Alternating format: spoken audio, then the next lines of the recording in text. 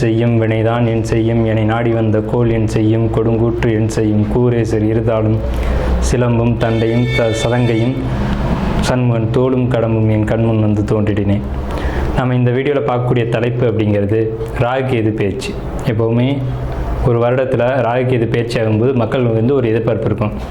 இந்த கிரக பயிற்சியில் நமக்கு என்ன நன்மைகள் இருக்குது, என்ன தீமைகள் இருக்குது அப்படின்றது பொதுவாக எல்லாருக்குமே ஒரு எதிர்பார்ப்பு அப்படிங்கிறது இருக்க தான் செய்யும். அந்த வகையில் வந்துட்டு இந்த ஆண்டினுடைய ஆங்கில தேதியானது மே மாதம் 18ஆம் தேதி அன்னைக்கு தமிழ் வருஷம், அதாவது புத்தாண்டு, தமிழ் புத்தாண்டு பிறக்க போகுது. தமிழ் புத்தாண்டு விஸ்வாசு வருடம் 13ஆம் தேதி, சித்திரை 13ஆம் தேதி, அதாவது சித்திரை மாதத்துக்கு விஸ்வாச வருடத்தினுடைய முதல் மாதமான சித்திரை மாதத்தினுடைய 13ஆம் தேதி மாலை மணி 5:25க்கு. இது சரியான டைம் பார்த்திங்கன்னா ராகு காலம். இது ஞாயிற்றுக்கிழமை அன்றைக்கி இந்த ராகு பயிற்சியானது நடக்குது. இந்த ஞாயிற்றுக்கிழமை 4 to 6 எப்போவுமே ராகு காலம் அப்படின்ற காலம் வந்து பஞ்சாங்கத்தில் குறிக்கப்பட்டிருக்கு. இந்த ராகு காலத்தில் தான் இந்த ராகு பகவான் பயிற்சி ஆகிறார். ராகு பகவான் எங்கேருந்து பயிற்சி ஆகிறாங்க அப்படின்னு பார்த்தீங்கன்னா மீனத்துலேருந்து கும்பத்துக்கு பயிற்சி ஆகிறாங்க, ஆன்டி கிளாக் வைஸ், அதை எதிர் சுற்று வழியாக. அதே சமயத்தில் கண்ணியில் இருக்கக்கூடிய கேது பகவான் சிம்மத்துக்கு பயிற்சி ஆகிறாங்க. இப்போ இந்த ராகு கேதுக்கள் அப்படின்ற பிளானட் வந்து உங்களுக்கு உபய ராசிகள்னு சொல்லக்கூடிய மீனத்திலையும் கண்ணிலையும் இவ்வளோ ஆண்டு காலம் இருந்துட்டு, இந்த 13 மாதங்கள் இருந்துட்டு பயிற்சி வந்து சிற ராசிகள்னு சொல்லக்கூடிய கும்பத்துக்கும் சிம்மத்துக்கும் பயிற்சி ஆகிறாங்க. இந்த ராகுகேது பயிற்சி எப்போவுமே 180 பாகை 4ஆம் பாதம். இது வந்து குபேரனுடைய நட்சத்திரம் அப்படின்னு சொல்கிறாங்க. இந்த நட்சத்திரக்காரங்களை பொறுத்த வரைக்கும் இந்த ராகுகேது பயிற்சி 18 மாதங்கள் காலகட்டம் எப்படி இருக்கும் அப்படின்னு நம்ம பார்க்கும்போது பாசிட்டிவான பலன்கள் நிறைய இருக்குது. ஏன்னு கேட்டிங்கன்னா உங்கள் நட்சத்திரத்திலேருந்து 4வது ராசியில் குரு பகவான் அப்படிங்கிற அமைப்பு அப்படி பார்க்கும்போது உங்களுக்கு ஒரு பாசிட்டிவான விஷயங்கள், சொத்து, தனவரவு, பொருளாதார சேர்க்கை, புதிய வண்டி வாகன சேர்க்கை, இதெல்லாம் பொறுத்த வரைக்கும் ரொம்ப பாசிட்டிவாக இருக்குது. ஸோ நெகட்டிவ் அப்படின்னு சொல்கிறதுக்கு இடமே இல்லை. மாணவர்களை பொறுத்த வரைக்கும் நல்லா படிப்பாங்க. கல்லூரி படிப்பை பொறுத்த வரைக்கும் ரொம்ப சிறப்பாக இருக்கும். படிப்பு மட்டும் பார்ப்பாங்க, வேறு எதுலையும் கவனம் போகாது அப்படின்ற அமைப்பு உங்களுக்கு இருக்குது. மீன ராசி ராகுகேது பயிற்சி பலன்கள். சரியான தமிழ் விஸ்வாசு வருஷம் சித்திரை மாதம் 13ஆம் தேதி அன்னைக்கு உங்களுடைய மீன ராசியிலிருந்த ராகு பகவான் பயிற்சியாகி கும்பராசி உங்கள் ராசிக்கு 12ஆம் இடத்துக்கும், இந்த கும்பராசின்னு மீனராசின்னு சொல்லக்கூடிய 12வது ராசிக்கு நேர் 7வது ராசியான கன்னி ராசியில் கேது பகவான்றது உங்களுடைய மீன ராசிக்கு 6ஆம் வீட்டுக்கும் கேது பயிற்சி ஆகிறது ராகுகேது பயிற்சி அப்படின்னு நம்ம சொல்கிறோம். இந்த ராகுகேது பயிற்சி மாலை மணி சரியாக 5:25க்கு ராகு காலத்தில் பயிற்சி ஆகுது. சரி, அது ஓகே. இந்த ராகுகேது பயிற்சி உங்களுக்கு என்ன பலன்களை ஏற்படுத்த போகுது அப்படிங்கிறத நம்ம டீட்டெயிலாக பார்ப்போம். சுருக்கமாக ஆனால் தெளிவாக பார்ப்போம். சரிங்களா? சுருக்கமாக பார்க்கணும், எல்லா விஷயங்களையும் சொல்லியிருக்கணும், அந்த மாதிரி பார்க்கலாம். ஃபஸ்ட்டு வந்து உங்கள் ராசி மேலே ஜென்மச்சனி வருது. ஜென்மச்சனி அப்படின்னா இருக்கிறதுலையே உச்சபட்ச கஷ்டங்களை கொடுக்குறது அப்படின்னு பேர். சார் அப்புறம் என்ன சார் முழுமையாக சொல்கிறேன்றீங்க, அதிகபட்ச கஷ்டம்னு சொல்கிறீங்க அப்படின்னா இதில் பாசிட்டிவ் இருக்குது, நெகட்டிவ் இருக்குது. ஜென்மச்சனி அப்படிங்கிறது நெகட்டிவ் தான், அதில் மாற்றமே இல்லை. இருக்கிறதுல முழுமையான ஆயுள் கண்டத்தையும் ஆயுள் பயத்தையும் யார் கொடுப்பான்னா ஜென்மச்சனி தான் கொடுக்கும். குழப்பத்தை ஏற்படுத்தும், முடிவெடுக்க விடாது, சிந்தனைகளை தெளிவுபடுத்தாது, தெளிவான முடிவு எடுக்க முடியாது. இதுக்கு ஒரே வழி, ஒரே தீர்வு வாழ்க்கை துணைக்கிட்ட தாங்க இருக்குது. அவங்கள்ட்ட மனசு விட்டு பேசணும். முதல்ல என்ன பண்ணலாம், ஏது பண்ணலாம். முடிவெடுக்க முடியாதுன்னா நம்ம யாராவது துணையை தேடி தானே ஆகணும். அப்போ அதுக்கு தானே இறைவன் நமக்கு வாழ்க்கை துணைன்னு ஒன்று கொடுத்துருக்கான். அப்போ அவங்களோட உட்காந்து கலந்து பேசி ஒரு முடிவு வரணும். ஆயுள் பயத்தை கொடுக்கக்கூடிய காலகட்டம், ஆனால் ஆயுளை முடிக்கவே முடிக்காது. அஷ்டமச்சனியோ ஜென்மச்சனியோ ஆயுளை முடிக்கிற அளவுக்கு கஷ்டத்தை கொடுக்கும், ஆனால் ஆயுளை மட்டும் முடிக்காது. அதனால் உங்களுக்கு ஆயுள் தீர்க்கம் அப்படிங்கிறத நான் மீண்டும் மீண்டும் சொல்கிறேன். ஜென்மத்தில் இருந்த ராகு பயிற்சியாகி 12ஆம் இடத்துக்கு போனதுனால தூக்கம் கெடும். தேவையில்லாத அலைச்சல் வரும்.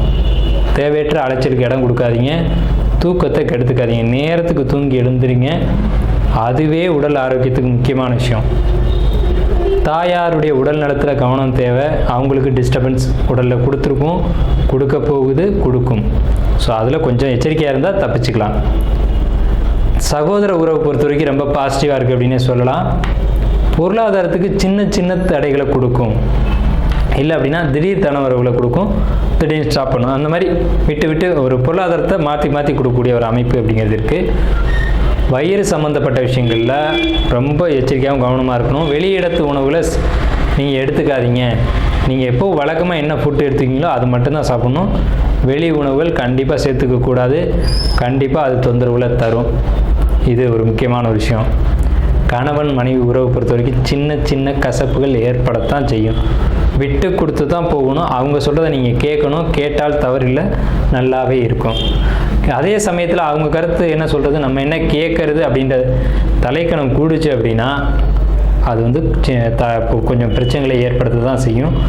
தொழிலை பொறுத்த வரைக்கும் இந்த மீன ராசிக்கு தொழில் சிறப்பாக இருக்கும். கடந்த காலகட்டங்களில் தொழிலில் பிரச்சனைகள் ஏற்பட்டிருக்கலாம், ஆனால் இனி ஏற்படாது. இனி தொழில் சம்மந்தப்பட்ட விஷயங்களில் பாதிப்பு இல்லை. 12ஆம் இடத்து ராகு மட்டும்தான் உங்களுக்கு நெகட்டிவாக இருக்குது. தேவையற்ற அலைச்சல்களை கொடுக்கும். ஒரு இடத்துக்கு போகும்போது இங்கே போகணுமா, ஏன் போகணும், எதுக்கு போகணும், போனால் ஏதாவது பிரயோஜனம் இருக்கா, போனால் சமயத்துக்கு அந்த டைமுக்கு தூங்க முடியுமா, டைமுக்கு சாப்பிட முடியுமா அப்படின்ற ஹெல்த்தில் கண்டிப்பாக கவனம் எடுத்துக்கோங்க. உடல் ஆரோக்கியத்தை கவனம் எடுத்துக்கோங்க. ஜென்மச்சனி அப்படிங்கிறதுனால சித்த மருத்துவம் கண்டிப்பாக எடுத்துக்கோங்க. அலோபதியை முடிஞ்ச வரைக்கும் தவிர்த்துக்கோங்க. உடல் ஆரோக்கியம் கெடுறதுக்கு ஒரு காரணம் அலோபதி மருந்தாக கூட இருக்கலாம். சித்த மருத்துவம் உடல் ஆரோக்கியத்தை மேம்படுத்தும் அப்படிங்கிற கான்செப்ட் இந்த காலகட்டத்தில் உங்களுக்கு இருக்குது. 4ஆம் இடத்து குரு, எதில் எல்லோரும் நெகட்டிவாக சொல்லுவாங்க. அப்படி சொல்கிறதுக்கெலாம் ஒன்றும் இல்லை. ஏன்னா உங்கள் ராசி அதிபதி குரு 4 கேந்திரம் ஏறிட்டார். அது நெகட்டிவாக சொல்கிறதுக்கு ஒன்றும் இல்லை, பாசிட்டிவான விஷயந்தான். ஆனால் பொதுவாகவே ஜோசியர்கள் என்ன சொல்லுவாங்கன்னா 4ஆம் இடத்து குரு அப்படின்னா நெகட்டிவாக தான் சொல்லுவாங்க. அப்படி நீங்கள் எடுத்துக்க வேண்டியதில்லை. ஏன்னு கேட்டிங்கன்னா உங்கள் ராசிக்கு 8, 10, 12ஆம் இடத்தை ஒரு சேர குரு பார்க்குறாரு. இந்த அமைப்பு ஆயுள், உயிர் சம்மந்தப்பட்ட விஷயங்களுக்கு, அதே மாதிரி தொழில் சம்மந்தப்பட்ட விஷயத்துக்கு சரியான தூக்கத்தை கொடுக்கக்கூடிய ஒரு அமைப்புக்கு ரொம்ப சப்போர்ட்டிவாக இருக்கும். அயன சயன போகங்கள் பொறுத்த வரைக்கும் எந்த தொந்தரவுகள் இருக்காது. தொழிலில் நல்ல ஒரு தெளிவான அமைப்பில் கொண்டு போகும். கரெக்டாக தொழிலில் பயணிப்பீங்க அப்படின்ற ஒரு அமைப்பு. ஞானம், அறிவு, இறை வழிபாடு அப்படிங்கலாம் கரெக்டாக இருக்கும். இந்த சமயத்தில் அதிகபட்சமான தெய்வ வழிபாடுகள் நீங்கள் எடுத்துக்கணும். ஏன்னா 8ஆம் இடத்தை 5ஆம் பார்வை குரு பார்க்குறாங்க. அப்படிங்கிறதுனால உங்களுக்கு உடலில் எந்த ஒரு பாதிப்புகள் ஏற்பட்டாலும் சரி, நீங்கள் மருத்துவமனைகளுக்கு போகிறத தவிர்த்துட்டு ஆலயங்களுக்கு போங்க. குறிப்பாக ஜோதிடர்கள் கேட்டு ஜோதிடர்கள் சுட்டி காட்டக்கூடிய ஆலயங்களுக்கு போங்க. அது நான் இல்லை, எந்த ஜோசியராக வேணாலும் இருக்கலாம். ஆனால் ஆலயங்களுக்கு போகிறது மட்டும்தான் சிறப்பு, அதுதான் மருந்து. ஸோ நீங்கள் முடிஞ்ச வரைக்கும் சித்த மருத்துவத்திலே எந்த ஒரு விஷயத்தையும் சரி பண்ண பாருங்கள். இந்த பதிவில் நான் ஒரு முக்கியமான விஷயத்தை பதிவிட விரும்புகிறேன். தாண்டீஸ்வரம்னு ஒரு இடம் இருக்குங்க, இழுப்பூர் பக்கத்தில். என்னன்னு கேட்டிங்கன்னா, அங்கே நலன் மகாராஜா வந்து அந்த பட்டுப்போன மரத்தை துளிக்க வச்சுருக்காங்க. நலன் மகாராஜாவுக்கு 7,20 ஸ்தலம் அது. இந்த இடத்துல அந்த மரம் பட்டு போகுது. இது வந்து சத்ரு சம்ஹார மூர்த்தின்ற சித்தருக்கு தெரியுது. அந்த சித்தர் என்ன பண்ணுறாரு, ஆகா மக்களுக்கு பயன்படக்கூடிய அந்த மரம் பட்டு போச்சு அப்படின்னா தப்பாயிடுமே அப்படின்னு சொல்லிட்டு அந்த மரத்தில் போய் தவம் பண்ணுறாங்க. இன்றைக்கும் அந்த மரம் இருக்குங்க. அது இந்த மரம் வந்து தாண்டி மரம்னு பேர். அந்த தாண்டி மரத்தில் போய் சத்ரு சம்ஹார மூர்த்தி தவம் செஞ்சு பட்டு போன மரத்தை துளிர்க்க வைக்கிறாங்க. இந்த காலகட்டத்தில், இந்த கலியுகம் 5127 ஆண்டு காலமாக அந்த மரம் உயிரோட்டமாக இருக்குது. அவங்க காலகட்டத்திலேருந்து இன்னேற வரைக்கும் உயிரோட்டமாக இருக்குது. இது கிட்டத்தட்ட ஒரு 2000 வருஷமாக இருக்குன்னு வைங்க. அந்த மரம் இன்றைக்கும் ஒரு 6 அடி சுற்றளவு இருக்கும். 6 அடியில் 10-12 அடிக்கு மேலே சுற்றளவு இருக்கும். இன்றைக்கி நீங்கள் அந்த தாண்டீஸ்வரம் கோயில் போனீங்கன்னா அந்த மரத்தை நீங்கள் பார்க்கலாம். ஜென்மச்சனி, அஷ்டமச்சனி, அர்த்தாஷ்டமச்சனி, என்னென்னமோ சனி சொல்கிறாங்க. ஓகேங்க, எல்லா சனிக்கும் நிவர்த்தி தாண்டீஸ்வரத்தில் தான் இருக்குது. தாண்டீஸ்வரம் போயிட்டு சித்தரை பார்த்துட்டு அந்த மரத்து நிழலில் நின்று வழிபாடு பண்ணிட்டு வாங்க. உங்களுக்கு ஜென்மச்சனி எந்த பாதிப்பையும் ஏற்படுத்தாது. ஜென்மச்சனி எப்போவுமே ஒன்றுமே இல்லாத விஷயத்தை பெருசாக ஊதி காமிக்கும். இதுதான் ஜென்மச்சனியோட வேலை. உடம்புல பாதிப்புகளை கொடுக்கும். உடம்புல கவனமாக இருந்தீங்கன்னாவே ஓகே. இல்லை தவற விட்டுட்டீங்க அப்படின்னாலும் கூட, இல்லையா இப்போ தான் வருது உங்களுக்கு ஜென்மச்சனி, இப்போ கூட உடனடியாக போயிட்டு வந்துடுங்க. உங்களுக்கு எல்லா குறைகளும் நிவர்த்தி ஆகும்னு சொல்லி சித்தருடைய ஆசீர்வாதத்தோடு, என்னுடைய இந்த நான் பேசுகிறதே சித்தருடைய ஆசீர்வாதம் நான் நினைக்கிறேன். உங்களுடைய பொன்னான நேரத்தை ஒதுக்கி இந்த வீடியோ பார்த்ததுக்கு நன்றியை தெரிவிச்சுட்டு நிறைவு செய்வோம். வாழ்த்துக்கள்.